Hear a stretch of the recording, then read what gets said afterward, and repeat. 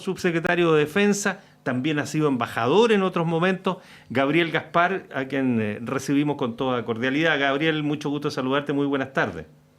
Igualmente, gracias por la invitación. Saludos a Yasna y a ti, Felipe. Bienvenido, Gabriel. Bueno, estamos, por supuesto, como todo el país, inquietos por el crimen del exteniente venezolano que se investiga. Hoy se conocieron antecedentes sobre la causa de muerte, que fue esta situación de asfixia. Pero yo quería preguntarte por un tema más bien de relaciones exteriores, que es una de las dimensiones que ha tenido esta polémica por el énfasis que se le da a una de las hipótesis, pero a la que se ha sumado incluso personas del mundo de la opinión internacional como Moisés Naim. No sé si viste ayer una entrevista que él da diciendo que Venezuela suele hacer este tipo de operaciones, trabaja de manera extraterritorial, me parece que fue el término que ocupó. ¿Qué te parece a ti?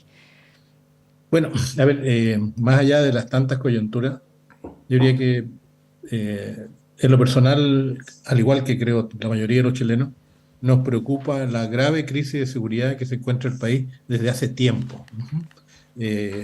Hay hasta yo me atrevería a decir que los últimos años, incluido lo que llevamos en este gobierno y el anterior también, hemos tenido un deterioro que nos lleva a un grave fracaso en materia de seguridad interior, porque hoy día el Estado no es capaz de asegurar ni el control de su territorio y al mismo tiempo no es capaz de asegurar la seguridad, valga la redundancia, de las familias chilenas. Entonces, en mi opinión, ¿por qué pasa esto? Porque hoy día tenemos tres focos muy distintos de inseguridad, que generan inseguridad. En el norte grande tenemos unas fronteras porosas por donde entra contrabando, narcotráfico, tráfico de personas, bandas transnacionales, etcétera, que después se meten en el resto del país. Entonces el problema ahí es control de territorio y la existencia de campamentos gigantescos donde no hay Dios ni ley, como el campamento La Mula en Alto Hospicio las poblaciones del Cerro Chuño y alrededores en Arica, donde, entre paréntesis, aquí en Santiago a lo mejor no se conoce, pero ahí se han encontrado cadáveres enterrados, casas de tortura, etcétera. Frente a eso, además, en el sur tenemos una situación de donde están los rudimentos de un inicio de una insurgencia, donde un grupo de organizaciones radicales mapuche, en su plan de lucha, buscan crear un Estado distinto al chileno. Ahí no necesariamente hay delincuencia, lo que hay allí es insurgencia. Eh, y que se mezcla también con otros delitos como el robo de madera y el narcotráfico. Y en las grandes ciudades tenemos la existencia de estas bandas que nos aterrorizan a todos. Y frente a esto, yo diría que hay un problema, es que al no distinguirse la peculiaridad de estas distintas crisis y se le pretende dar una respuesta única, que hasta el momento ha sido lo que se ha discutido, las reglas del uso de la fuerza, que están dirigidas a cómo normar el uso de la fuerza de las Fuerzas Armadas en el caso de estado de excepción de nuevo tipo, podríamos decirlo así. Incluso es en la falla del COSENA. El COSENA, que yo creo que fue bueno que se convocara, pero debió haber estudiado la crisis de seguridad y no referirse a un trámite legislativo en Ujú. particular. Entonces, yo me pregunto y les pregunto a usted, supongamos que se hubiera aprobado el proyecto de reglas del uso de la fuerza, ¿se habría evitado el secuestro del teniente Ojeda? Bueno, Probablemente no. obviamente no. Ahora viene de nuevo la discusión de las reglas del uso de la fuerza a partir Correcto. de pasado mañana, si no me equivoco, son 9 u 11 indicaciones que presentó el gobierno. Ujú. Exactamente. Y yo creo que otro error, que es de toda la élite política, es dar soluciones muy chilenas y muy formales. O sea, hay un problema, hay que crear una ley. Hay un desafío, hay que crear un ministerio. Siempre las leyes se pueden modificar, pero sin lugar a dudas que viene un debate parlamentario, hay tiempos, hay plazos y después hay que implementarla, sacar reglamentos. O sea, pasa un año, 2 años mínimo antes que haya plena eficiencia, y los chilenos necesitamos empezar desde ahora una política eficiente y real. ¿Qué es lo bueno, para no irme en pura crítica? Que en el caso del teniente Ojeda. asesinado Ojeda, todo indica que los esfuerzos de la Fiscalía y la actuación de la PDI es una actuación profesional, silenciosa y con resultados. Si bien a lo mejor no tiene todo el ovillo en la mano, pero ya encontró la hebra para llegar allá. Entonces, lo que ha quedado claro, más allá de las especulaciones de N Mundo, es que está metido el crimen organizado. Y por tanto, yo creo que lo que corresponde, me encantaría, creo que a todos los chilenos lo que nos gustaría, es que volviera a retornar progresivamente, porque de un día para otro no se va a arreglar, la seguridad en las calles y en los caminos de Chile. Y para eso me gustaría, sería bueno, conveniente, necesario, que todos los partidos políticos ayudemos en eso y no al revés, que lo transformemos en un foco de disputa, de un elemento más de la lucha de trinchera en la que estamos, que a la inmensa mayoría de los chilenos, me incluyo, aunque tengo toda mi simpatía y trayectoria que ustedes conocen, pero a nosotros nos gustaría que se unieran para resolver el problema y no para que se refregaran que tú hiciste esto, que tú no hiciste otro, que tu gobierno... Es que eso es realmente lamentable para muchos. Ujú. Y aún, y cierro con esto, esta parte, Bolón, creo que también nos debe llamar la atención el cómo la cantidad de especulaciones que se crean en torno a este caso. El- Esto ocurrió el miércoles antepasado, a las 3 de la mañana. A las 5 de la mañana, desde Miami, un señor que es un experto en contrainteligencia y en desinformación, empezó a tirar información, incluidos los videos que todos conocemos. La pregunta entonces es cómo tiene tan rápido esto. Y además la otra pregunta es cómo se acepta tan acríticamente.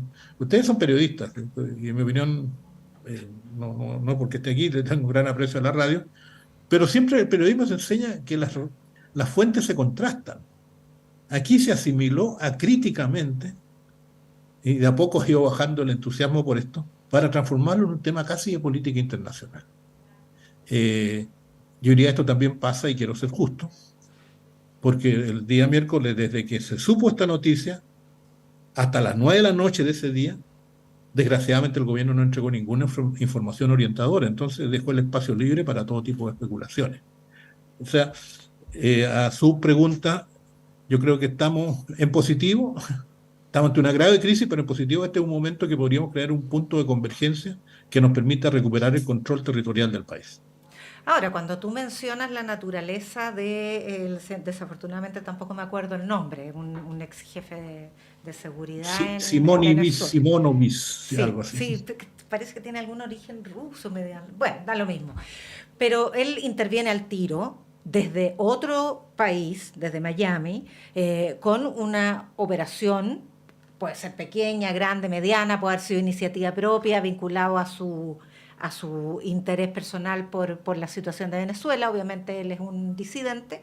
Pero además tenemos intelectuales del ámbito de la opinión internacional como Moisés Naim, te preguntaba al comienzo, que refrenda la hipótesis de la participación política, además de la mitad de la clase política chilena. O sea, estamos hablando de fuentes que la ciudadanía puede considerar confiables, representantes de partidos políticos, con tradición, del parlamento, que dan por hecha la intervención del régimen de Maduro, incluso poniendo en duda el compromiso de seguridad y con la patria de un partido político como el Partido Comunista. Bueno, es que es lo que te señalaba Ñasna, que el tema se transforma en un hecho de controversia, en vez de un punto de unidad de los chilenos que estamos siendo atacados en nuestra vida cotidiana, por decirlo así. Y todos queremos que nuestros hijos vayan y vuelvan tranquilos a la casa, recuperar los espacios públicos, etcétera. Pero en vez de hacer esfuerzos para ello, estamos en recriminaciones. Yo también me pregunto cuánto influye el año electoral en esto. Claro. Y bueno, ¿qué le vamos a hacer? O sea, sí, aquí lo más importante es que hay que dejar actuar a las instituciones y vuelvo a repetir, la PDI y la Fiscalía están actuando bien, ya descubrieron cosas importantes y restan acciones que según los graduados nos van a entregar mayores elementos. Gabriel, pero ¿cómo? Tú señalabas que lo que nos puede encaminar en lo más global, ¿no? En la crisis de seguridad, no solo en el tema Ojeda, que está claro. Dejemos que la investigación avance, que nos den luces reales y tomar posición respecto de lo que resuelve esa investigación. Es lo único coherente que no ha ocurrido, por cierto que no ha ocurrido para nada. Y lo que pasa es que en el tema en general, en seguridad, tú ya lo has dicho, es un argumento recurrente para dañar a tu adversario. Da lo mismo con lo que ya conocemos de populismo penal, con todo los elementos. Entonces, ¿de qué manera se podría iniciar una política seria, real, de hacerse cargo de estas tres dimensiones que tú ya nos has señalado de nuestra crisis de seguridad para salir de este pantano? Si las condiciones son las que son, si hay elecciones este año, cuesta imaginarse, digamos, un escenario donde el mundo político por lo menos haga una tregua en torno a algunos temas para permitir que se llegue a consensos y a buenas políticas, digamos. Correcto, tú lo has dicho y yo comparto plenamente. Y creo que una buena fórmula, porque Chile hoy día tiene dos desafíos grandes. Uno es la seguridad y el otro la reactivación económica. Uh-huh. En materia de seguridad, yo diría, fundamentalmente, asumamos la realidad. No apliquemos principios, conceptos predefinidos. Las reglas del uso de la fuerza, ¿saben cuándo surge este debate en Chile? No me acuerdo. Para el estallido social. Para el estallido social. ¿Antes no hubo debate en torno a este tema? No, nosotros porque tenemos, Fíjate. tenemos en defensa las reglas de enfrentamiento, que se llama, que son las reglas en el caso de conflicto, Uh-huh. que están perfectamente definidas. Pero el tema aquí, como se quería usar fuerza armada en medio de la población civil, por eso se usa no enfrentamientos, sino reglas del uso de la fuerza. Y entonces el argumento que se dio en el momento, yo recuerdo al subsecretario Gali decir, es que como faltan carabineros para poner orden en el estallido social, porque esos carabineros están cuidando la infraestructura crítica, están cuidando los embalses de agua, las torres eléctricas, etcétera. Y entonces, si colocamos fuerzas militares allí, vamos a poder liberar carabineros para que aumente el contingente en la ciudad. Suena lógico, pero no corresponde a la realidad porque nosotros no teníamos ni un carabinero cuidando el embalse del yeso, salvo el piquete que está a la entrada. No tenemos nadie controlando. Es más, hoy día podríamos decir, es que el Tren de Aragua quiere volar las torres eléctricas, es que los pulpos, que es otra banda, quieren dinamitar el embalse del yeso. No, a lo mejor estamos proponiendo una regla del uso de la fuerza para algo que no existe. Y ahí yo llamo que hay una, me da pena decirlo esto, pena en el sentido mexicano, me da tristeza, ¿ya? Porque no me gusta criticar ni menos ofender, pero la falta de profesionalismo de algunos sectores de las élites es muy alta en estos temas, o también los prejuicios, ¿no? Para allá y para acá. Entonces, nosotros necesitamos asumir la realidad que hay en Chile. Si la realidad en el sur, entre paréntesis en el sur, tenemos carabineros cuidando casas patronales o empresas forestales, sí, tenemos harto carabinero cuidando eso. Pero, ojo, eso es empresa privada. No es infraestructura crítica. La infraestructura crítica son, para decirlo en sencillo, el conjunto de servicios e instalaciones que permiten el funcionamiento básico del país. Me refiero a los servicios, a la energía, etcétera, ¿no? Que en caso de conflictos, supongamos un país entra en guerra con otro país, van a entrar saboteadores que van a tratar de envenenar el agua, cortar la luz, en fin, lo que pasa en los conflictos. Claro. Pero no estamos en ese caso nosotros. Entonces me dice, es que en Europa se usa. Sí, pero en Europa se usa, y uno veía en los aeropuertos equipos fuertemente armados. ¿Por qué? Y lo contaba en un canal en la mañana.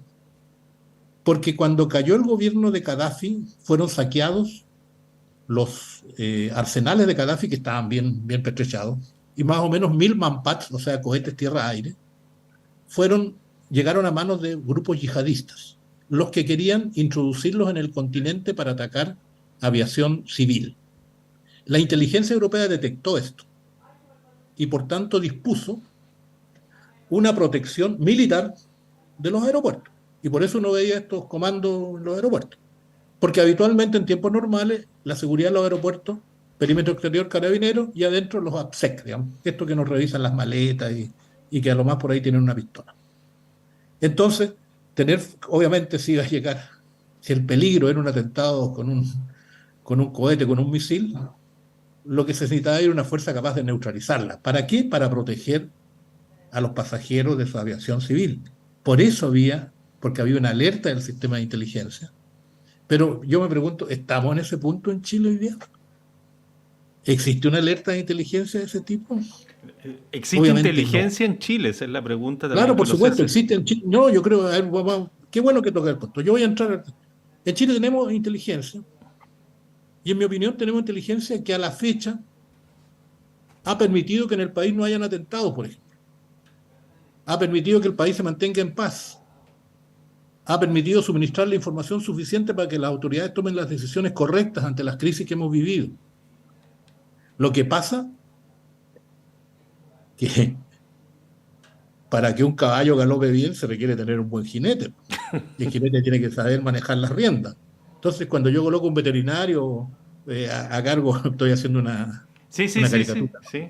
A una persona que no tiene idea de inteligencia a cargo de estas tareas, obviamente no va a funcionar el aparato. La inteligencia en el fondo es acopiar información para que la autoridad tome decisiones. Pero para eso la autoridad tiene que decirle, mire, yo quiero que me definan cuáles son las amenazas y riesgos que tiene el país en los próximos años. Eso existe en los distintos ministerios. Por ejemplo, el Ministerio de Defensa, y no es ninguna infidencia, es una tarea en la cual yo estaba empeñado y al final, bueno, no seguí. Pero nosotros a final del año 23 teníamos que revisar, tenemos hoy día una política de defensa definida, precisada, etcétera, que hacer frente a las distintas amenazas y riesgos. Hay que actualizarla, se tiene que actualizar permanentemente. Tenía que estar listo el año 23. Bueno, se han demorado, creo que están empezando por estos días. Entonces, lo mismo, si yo defino la amenaza y riesgo, defino la necesidad de información que tengo, y eso vale para el tema de defensa, vale también para la seguridad interior, y ahí se definen los objetivos de búsqueda. Y la Y para eso yo inteligencia, perdón, Gabriel, la inteligencia policial, que tiene que sí, ver con el crimen, básicamente, y con el crimen correcto. organizado. ¿En qué condiciones? Porque si no te entendí mal, tenemos capacidades de inteligencia más bien respecto de cuestiones más externas, diría yo. Me dio la impresión.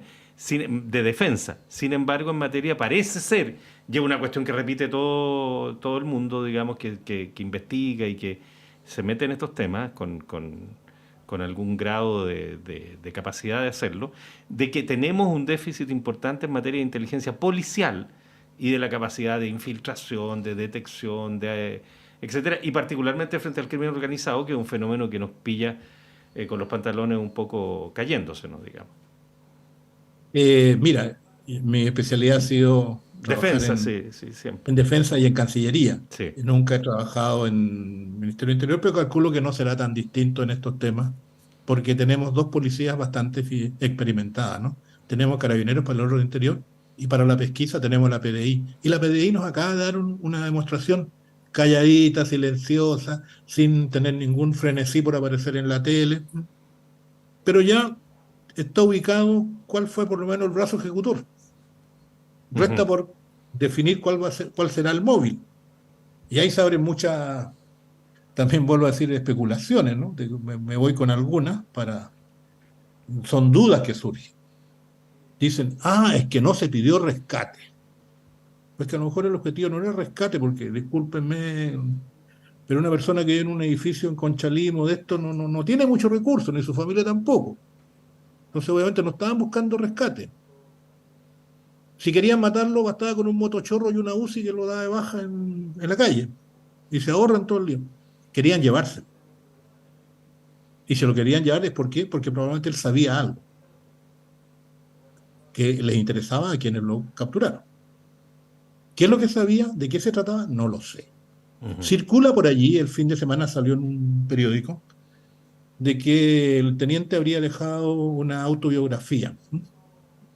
Yo me pregunto, a esta altura, si lo que se queda como autobiografía, qué tan real es lo que realmente escribió el teniente.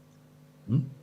Eh, en fin, hay preguntas que quedan abiertas. También yo me pregunto otra cosa. Se dice que el teniente, y pareciera que es cierto, era experto en fuerzas especiales, que son los soldados mejor preparados, O sea, un comando, pero se la puede con varios soldados normales. Tiene instrucción de todo tipo. Digamos. Está preparado para eso. Él se escapó cuando estaba preso en Venezuela hace como 5 años. Probablemente ahí probó que era un buen comando. Pero en esta oportunidad, la operación, y el video así lo muestra, que todos hemos visto cuando lo sacan en paños menores, la operación duró 40 segundos. O sea, no hubo resistencia. Entonces, uno se pregunta, un comando que no se resiste. Sabía quiénes eran a lo mejor. Es parte de lo que hay que Bueno, averiguar. nos quedan pocos segundos, pero respecto de eso también tenía que cautelar la integridad de su familia, estaban ahí mismo. Vuelvo a decir, pero a ellos que les interesaba la historia de la familia o les interesaba lo que sabía el teniente.